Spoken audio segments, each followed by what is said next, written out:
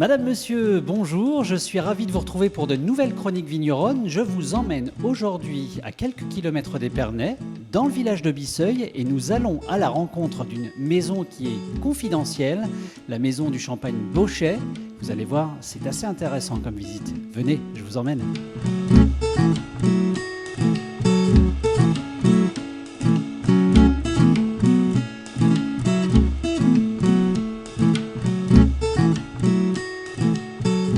Nous sommes aujourd'hui avec Florence Bauchet qui nous accueille dans son domaine. Alors, on est dans le domaine Bauchet, à Bisseuil, et c'est vrai que la maison a une centaine d'années, mais 100 ans, j'allais dire, c'est presque très jeune.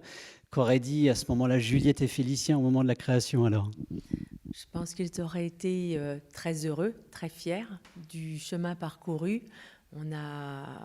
Et nous aussi, on peut être fiers de l'élan qu'ils nous ont donné, de ce qu'ils nous ont apporté et de pouvoir transmettre, parce que derrière moi je fais partie de la 4e génération, mais derrière moi, il y a une 5e, il y aura peut-être une 6e génération, donc voilà, une grande fierté. Et la maison Bauchet, alors vous êtes effectivement à Bisseuil, mais il y a 34 hectares de vignes, je crois, sur 7 terroirs. Quels sont les terroirs principaux sur lesquels sont positionnées les vignes de la maison? Tout d'abord, je dois te parler du terroir de Grove, puisque c'est le terroir d'origine de ma famille. Juliette est née à Grove, Félicien, mon papa et mes oncles aussi, et j'ai encore beaucoup de mes cousins qui vivent à Grove. Ensuite, Bisseuil, là où nous sommes installés. C'est un terroir que mon papa et mes oncles ont acheté dans les fin des années 50. Et puis aussi une particularité, un gros vignoble dans l'Aube, dans la Côte des Bars, sur 5 villages. Brageonne-Beauvoir, c'est l'Hérisset, très très au sud. Bar-sur-Seine, Bligny, Vitry-le-Croisé et Saulcy. 7 terroirs, mais aussi une belle histoire de famille que symbolise d'ailleurs le logo, parce que quand on regarde le logo, on voit très bien le B de Bauchet, qui symbolise un cœur, un très joli cœur d'ailleurs, qui est, j'allais dire, le symbole de toutes les cuvées aussi, parce que vous avez combien de cuvées précisément dans la maison? 6 cuvées. Actuellement, oui, en passant par des assemblages d'années de cépages, des millésimes, et puis des monocépages, un blanc de noir, un blanc de blanc.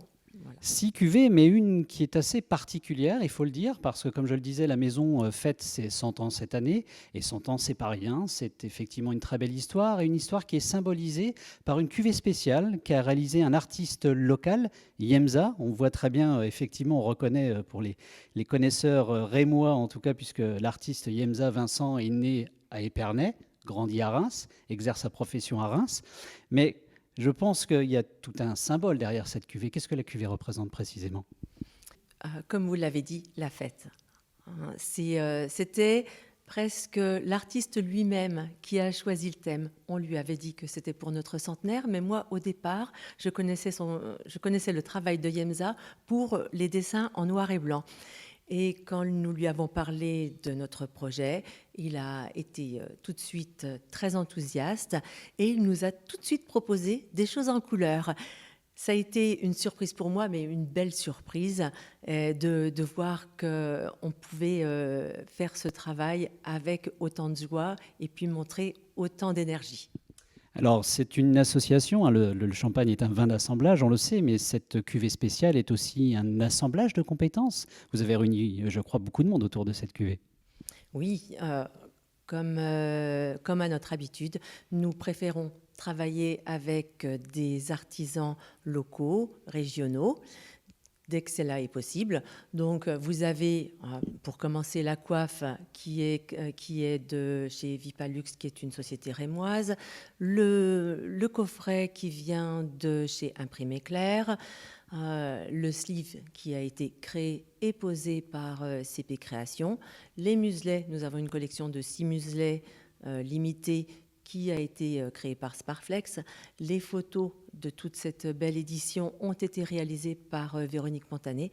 Et puis, bien entendu, ça n'aurait pas pu se faire sans l'aide de Fabrice Tabaca, qui assure tout le marketing et la communication de notre maison et qui nous assiste depuis 8 ans maintenant. Alors Florence, effectivement, la maison Bochet, j'allais dire, on la connaît quand on habite dans le coin, mais c'est vrai qu'il y a quand même un petit peu, j'allais dire, une forme de confidentialité de la maison dans sa communication. C'est aussi un souhait, ou vous vous attaquez aussi à des marchés français, des marchés internationaux? Comment ça se passe précisément? Je pense que c'est quelque chose d'assez nouveau. C'est un souhait, peut-être de ma part, de communiquer davantage. On a beau faire des belles choses, des bonnes choses, si on n'en parle pas autour de nous, qui va, qui va le savoir. Donc, quand on est fier, quand on met un cœur, quand on met son nom sur sa bouteille, il faut en être fier, il faut le dire. Et c'est quelque chose qui n'était peut-être pas fait jusqu'ici parce que ce n'était peut-être pas dans les habitudes. Nos parents étaient peut-être des gens plus discrets. Bon, voilà, je suis peut-être moins. Effectivement, la maison exporte, mais localement, vous commercialisez comment finalement le champagne?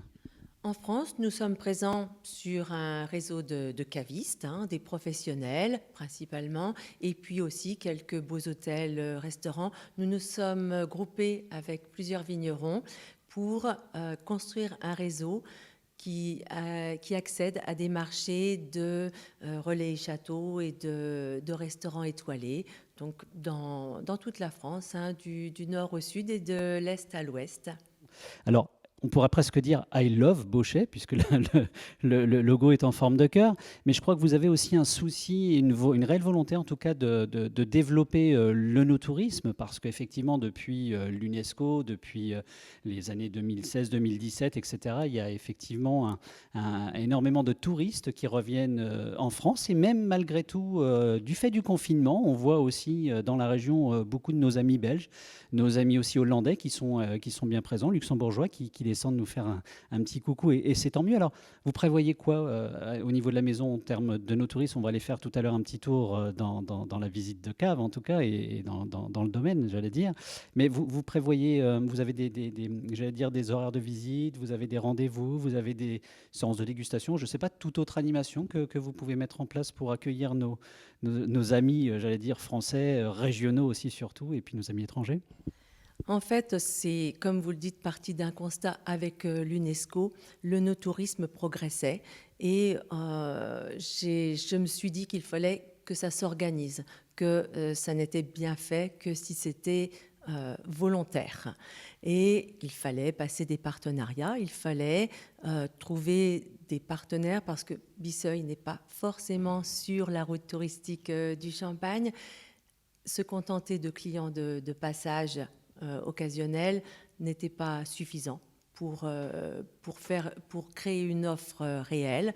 Et donc, nous avons construit des partenariats avec des tours opérateurs, locaux ou nationaux, avec des plateformes de no-tourisme et avec des acteurs locaux comme, je vais citer encore quelqu'un de la région, la Maison Bayet, parce que en fait, en plus des visites et des dégustations, nous faisons une offre de repas.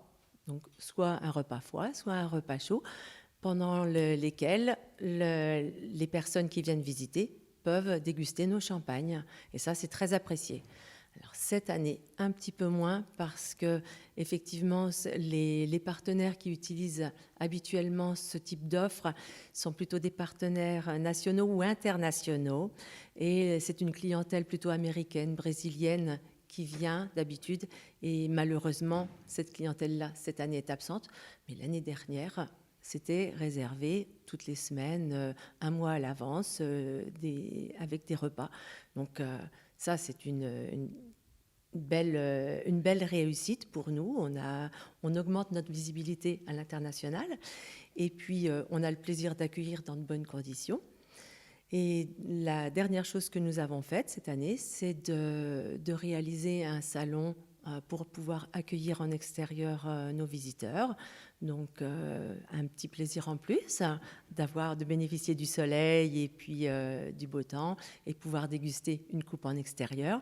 Et nous avons revu l'éclairage de nos caves parce que nous avons des très belles caves très anciennes en craie et qui n'étaient pas suffisamment mises en valeur. Et là, je pense qu'on a fait une très belle chose. Donc, on continue chaque année de remettre une pierre à l'édifice. On nous a légué un très bel outil de travail et nous souhaitons maintenant le mettre en valeur, en parler et communiquer. Donc, vous voyez ce qu'il vous reste à faire, hein. C'est très simple. Venez en tout cas au Champagne Bauchet. C'est à Bisseuil. Vous ne serez pas déçus. Vous serez merveilleusement accueillis. Le circuit de visite est très joli. La terrasse est très belle pour y prendre un verre.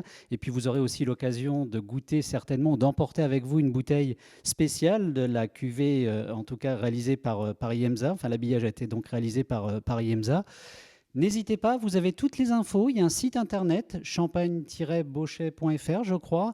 Vous retrouvez tout ça aussi sur les réseaux sociaux. Moi, je voulais remercier Fabrice Tabaca d'Arketing pour cette interview. À très bientôt pour de nouvelles chroniques vigneronnes.